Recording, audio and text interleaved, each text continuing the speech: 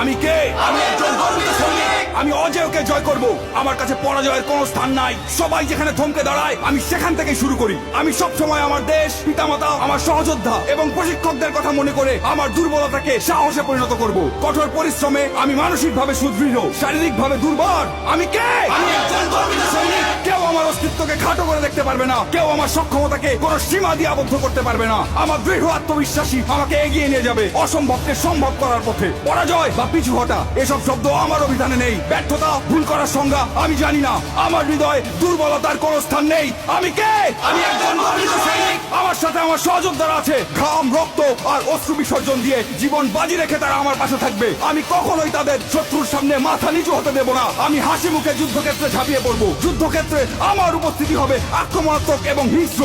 শত্রু আমাকে দমিয়ে রাখতে পারবে না। আমি কে? আমি একজন গর্বিত সৈনিক। আমি যুদ্ধক্ষেত্রে শুধু বিজয়ের অর্থ বুঝি। পরিস্থিতি যতই খারাপ হোক না কেন, আমার হাত পা গুলো দুর্বল হয়ে পড়লে আমার মানসিক শক্তি আমার শরীরকে এগিয়ে নিয়ে যাবে। কিন্তু আমি কখনোই আত্মসমর্পণ